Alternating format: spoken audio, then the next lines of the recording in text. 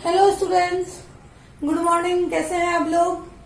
आज का टॉपिक है क्यूब से रिलेटेड, लेकिन मैं सम एग्जांपल्स लेके आई हूँ ताकि आपको क्यूब अच्छे से समझ में आए, अच्छे से समझ पाए आप क्यूब को। Okay, cube of given numbers.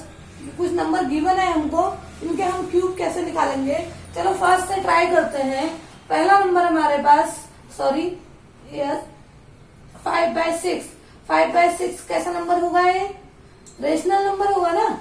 Okay, now का क्यूब हमें निकालना है। तो मैंने आपको प्रॉपर्टी में समझाया था, इनका जो क्यूब है उसको अलग अलग उसकी पावर में लिख सकते हैं हम।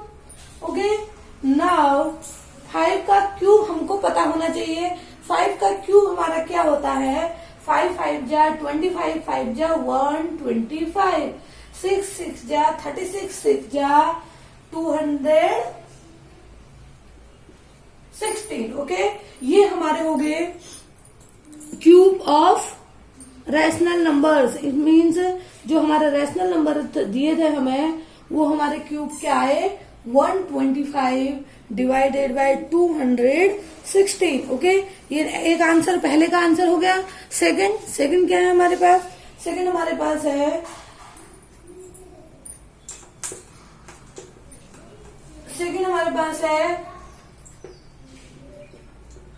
0.8। इसका हमने क्यूब करना है।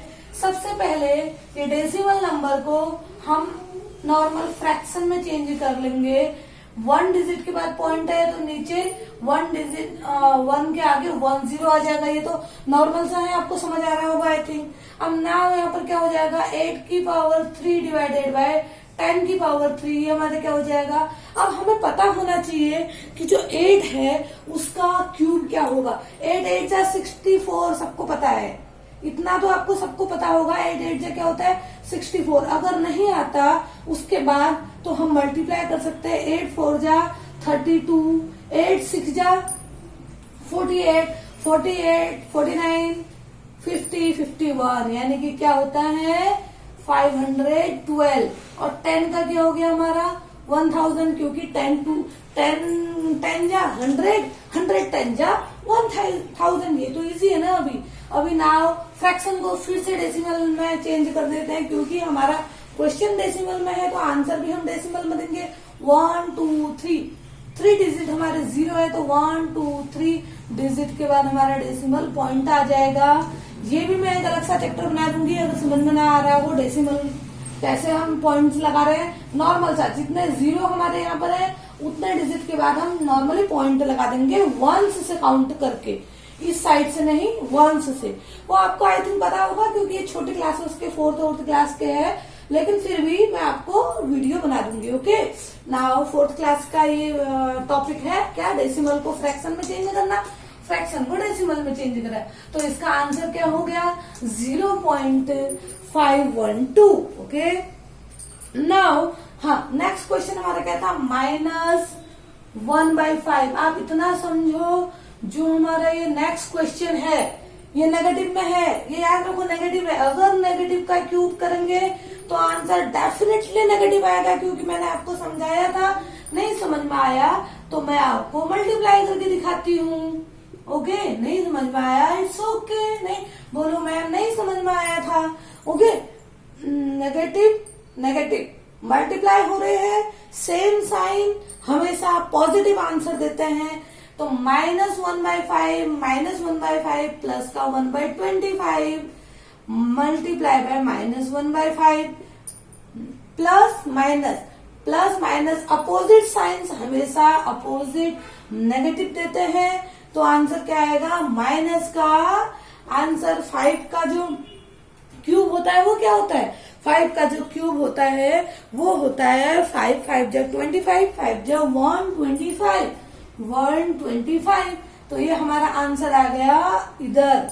लेकिन ये आंसर किसमें आया? नेगेटिव में। क्यों? क्योंकि ये क्या था? नेगेटिव था, इसीलिए आंसर हमारा आया नेगेटिव में। हमेशा याद रखो, जो क्यूब है किसी भी नेगेटिव नंबर का हमेशा आंसर नेगेटिव में आएगा। ओके, तो माइनस का 125 इसका आंसर हो गया। अब ना हो बच्चा हमारा फोर्थ क्वेश्चन हमारा क्या है? ये मैंने सब अलग अलग टाइप के इसीलिए लिए है क्योंकि अलग अलग टाइप के क्वेश्चन हमारे आते हैं, फिर कभी कभी आप लोगों को समझ में नहीं आते हैं, तो मैंने अलग अलग क्वेश्चन ले लिए ताकि आप अच्छे से समझ पाए। सबसे पहले मिक्स फ्रैक्शन को इम्प्रॉपर फ्रैक्शन में चेंज करेंगे। कैसे करते हैं, इनको आपस में मल्टीप्लाई कर देते हैं और फिर बाद में इससे प्लस कर देते हैं। 2 3 जा 6, 6 + 1 7, 7/2 और डिनोमिनेटर में तो 2 ही रहेगा। नाउ 7 की पावर 3, 2 की पावर 3। अब सबको पता है 7 7 जा 49, 49 7 जा, जल्दी से आंसर 49 7 जा 343, 343 डिवाइडेड बाय 2 2 जा 4, 4 2 जा 8। ओके, 343 डिवाइडेड बाय 8 इसका क्या आ गया, आंसर आ गया। समझ में आया आपको ये? ओके, सबका हमने क्या कर दिया, क्यूब कर दिया ऊपर नीचे। मतलब हमने क्या करना है, इम्प्रॉपर को नहीं सॉरी मिक्स फ्रैक्शन को इम्प्रॉपर फ्रैक्शन में चेंज करना है।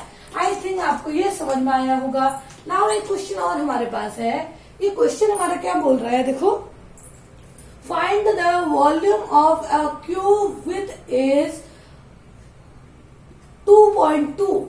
मतलब उसके जो साइड्स है वो कितने हैं, 2.2 सेंटीमीटर के। इट मीन्स क्यूब कैसा होगा, देखो ऐसा क्यूब होगा हमारे पास बाय चांस, ये हमारे पास क्यूब है बाय चांस, तो इसका ये भी 2.2 है, ये भी 2.2 है और ये जो हाइट है वो भी 2.2 है। समझ में आया? तो हमारी जो हाइट है 2.2, लेंथ है 2.2, विड्थ है 2.2। क्यूब तो ऐसे ही होता है ना, सारी साइड इक्वल होती। तो सबको पता है जो volume of cube equal to होता है साइड की पावर 3, यानी कि जो एज दी हुई है इसकी पावर क्या हो जाएगी, 3 हो जाएगी। आपको इतना समझ में आ रहा है क्या बोल रही हूं मैं?